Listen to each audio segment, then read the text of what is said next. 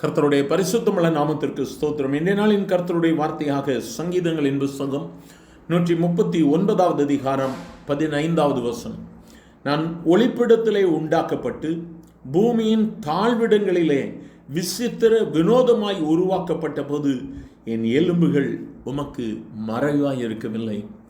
மிகவும் அருமையான ஒரு வார்த்தை, வாக்கு தத்துவம். இந்த வார்த்தைகளை கேட்கிற தேவ பிள்ளையே, வேதம் சொல்லுகிறது, என் எலும்புகள் உருவாக்கும் முன்னே என் தேவன் அதை அறிந்திருக்கிறார். என் எலும்புகள் உருவாக்கப்படும் முன்னே அவருடைய கண்களுக்கு அவைகள் மறைந்திருக்கவில்லை. கர்த்தருடைய கண்களுக்கு முன்பதாக நான் கருவில் உருவாக்கப்படும் முன்னே அறியப்பட்டிருக்கிறேன். ஒருவேளை என்னை யாரும் நேசிப்பதற்கு யாரும் இல்லை, அல்லது என்னுடைய சூழல்களில் இருந்து என்னை விடுதலை யாரும் உதவவில்லை என்று சொல்லி ஒருவேளை நீ இந்த வார்த்தைகளை கண்ணீரோடு கூட கேட்டுக்கொண்டிருக்கலாம்.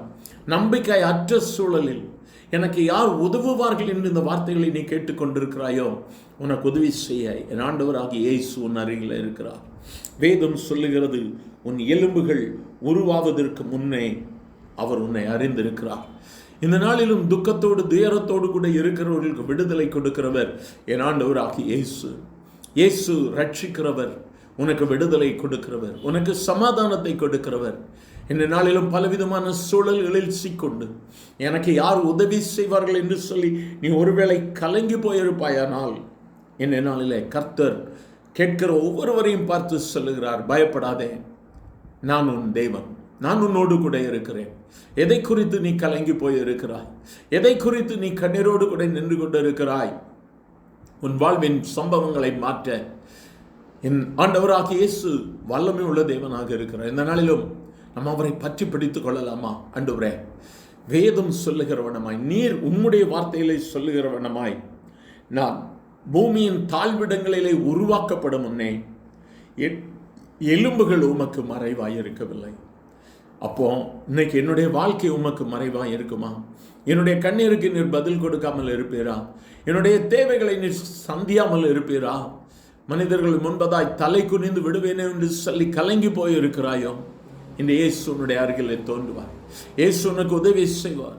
அவர் அற்புதத்தின் தேவன், அவர் அதிசயங்களின் தேவன். தம்மை நோக்கி கூப்பிடுகிற யாவருக்கும் என் இயேசு சமீபமாய் இருக்கிறார். இன்று உன் அருகில் வந்து உனக்கு உதவி செய்வார். அவரை நோக்கி பார்க்கலாமா? எங்கள் அன்பின் ஆண்டவரை, ஆசீர்வதிக்கப்பட்ட இந்த காலை வேளைக்காக நன்றி. பலவித சூழல்களில் என் ஆண்டவரே எனக்கு உதவி செய்யும் என்று சொல்லியுமே நோக்கி கூப்பிடுகிற உம்முடைய பிள்ளைகளுக்கு இன்று கர்த்தர் ஒரு அற்புதத்தை செய்வீராக.